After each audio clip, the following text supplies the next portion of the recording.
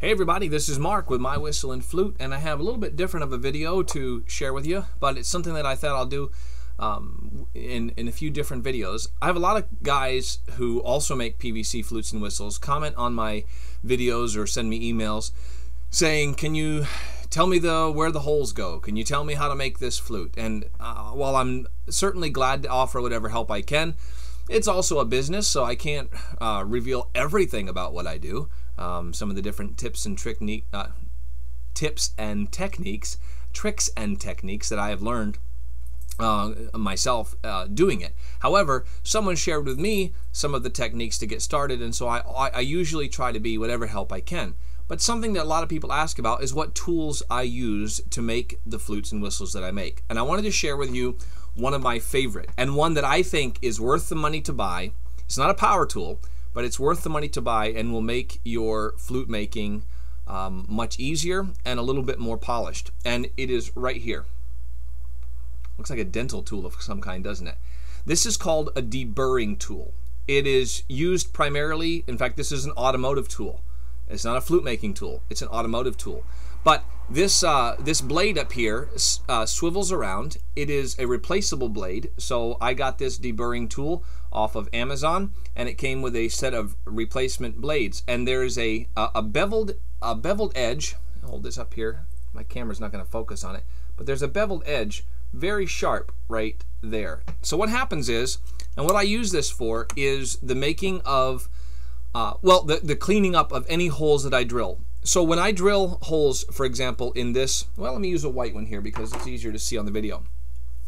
When I drill the holes in these flutes, sometimes there's tear out and stuff that needs to be cleaned up on the underside. What I had to do when I first started was either use an X-Acto knife and just kind of dig out around in there, or I saw people who used little needle files and that takes a long time. And remember, I don't want to spend a lot of time making each flute. I want to spend more time focusing on the quality than cleaning up all the little jagged edges.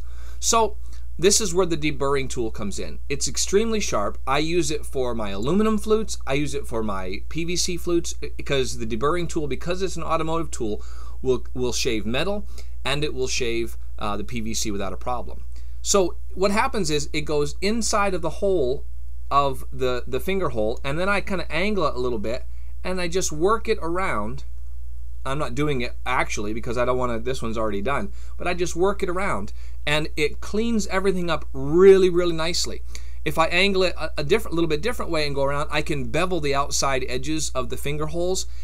Another great use for this tool is in the final tuning. So sometimes you'll make a flute and you're trying to get it as close to concert pitch as you can, and you notice that one of your holes is a little bit flat. Well, that can be adjusted by raising the edge of the flute hole that is closest to the embouchure, raising it. The closer you raise it to the flute or to the embouchure, you're going to be slowly raising that tone as well.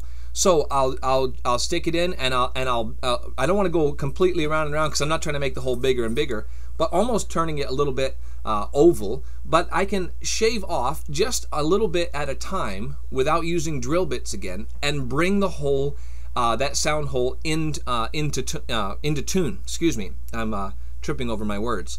So anyway, it's a deburring tool. If you're in the habit and in the business of making PVC flutes and whistles just for your own enjoyment, or you're selling them, I highly recommend. It was just, I think it was less than $20 for me to buy this at the time, and you can find it on Amazon. Just a deburring tool. I'm not going to share a link. I'm not making any money off of it. It's just a suggestion. So if you're making flutes and whistles and you're looking for some way to clean up and adjust the size of the finger holes and without spending a lot of time or money, this is it. By the way, I've been using this blade for nearly a year. When you use it on PVC, it doesn't get dull, at least nowhere near as quickly as it would on metal.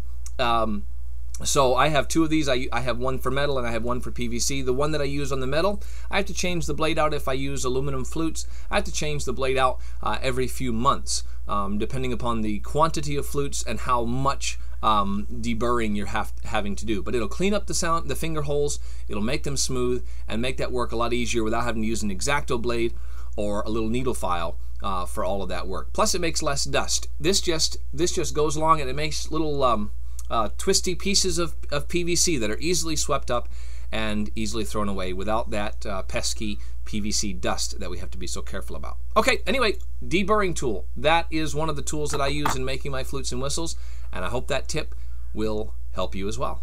Have a great day.